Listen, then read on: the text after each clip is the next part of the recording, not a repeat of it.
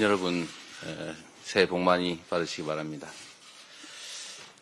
긴 설 명절 연휴가 끝났습니다.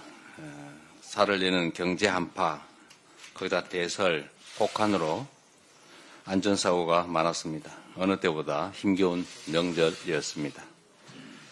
특히 28일 밤에 발생한 항공기 화재 사고 때문에 많은 국민들께서 놀라셨을 것 같습니다.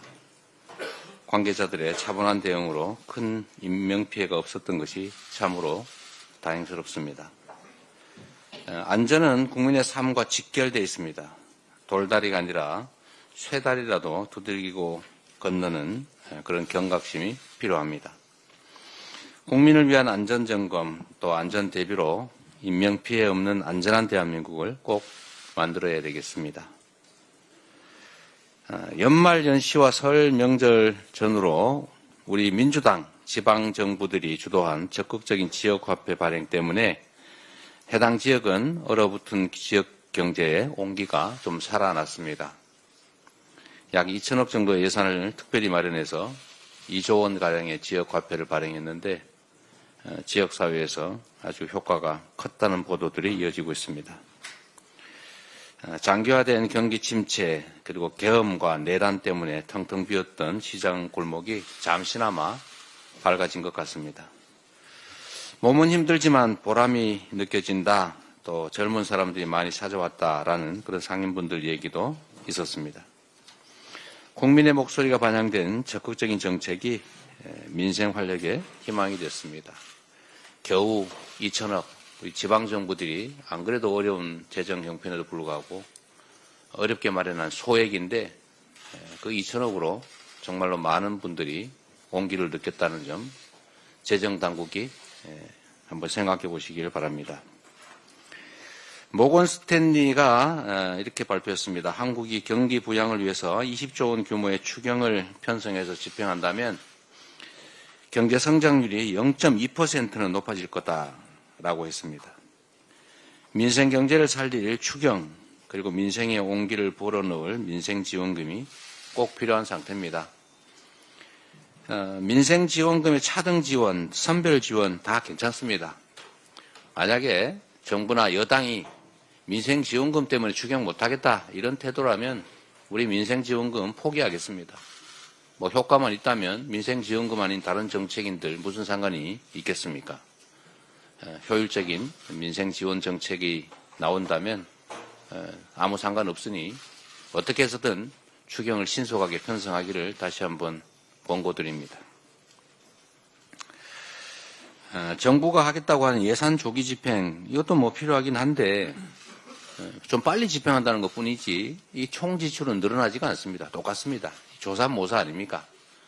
뭐 조금 빨리 하는 게 조금 더 도움이 되긴 하겠지요.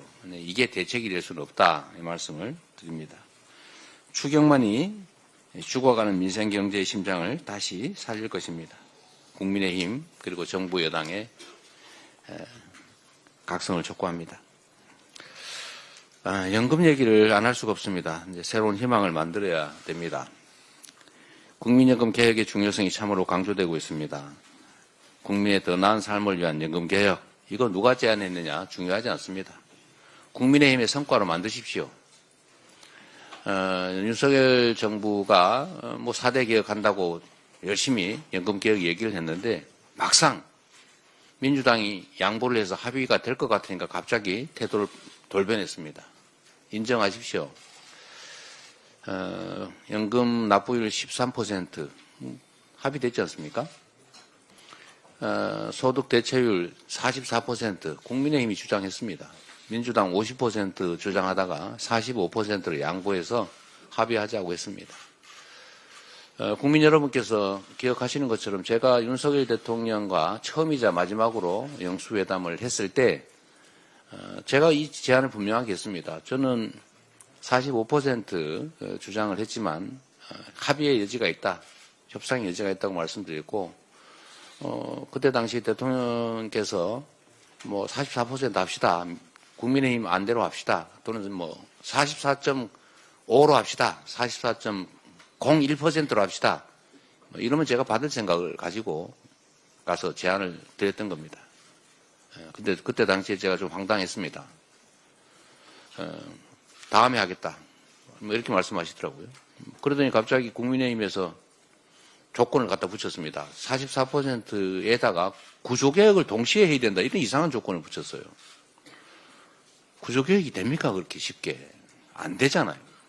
그래서 모수개혁만 합의하자라고 했던 것 아닙니까? 공연히 핑계대지 말고 이미 얘기됐던 거니까. 그때 당시에 국민의힘이 제안했던 44% 정도 선에서 우리가 1% 간격이 있습니다. 44냐 45냐. 그것 차이 때문에 안 하는 것보다는 저는 불만스럽지만 하는 게 낫다고 생각합니다. 뭐든지 그런 거 아닙니까? 완벽한 가장 좋은 안이 있어서 합의되면 추진되면 좋겠지만 그게 안 되면 약간 모자란 안이라도 합의하는 게 아예 안 하는 것보다는 훨씬 낫습니다. 그게 정치 아니겠습니까? 신속하게 모수개혁부터 2월 안에 매듭 짓기를 바랍니다. 자꾸 조건 붙이지 마세요. 이번에도 또 얘기가 될 것 같으니까 뭐 자동 안정화 장치는 꼭 받아주면 좋겠다 이런 얘기하고 그러던데 그건 또 다시 얘기하면 됩니다. 자꾸 뭘 조건을 붙이세요.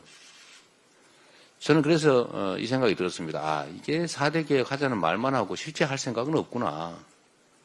더 이상 국민을 속인다는 의심을 받지 않기를 바랍니다. 물꼬가 터진 만큼 이제 초당적이고 적극적인 협조를 통해서 연금개혁 일부나마 시행했으면 하는 바람입니다. 이상입니다.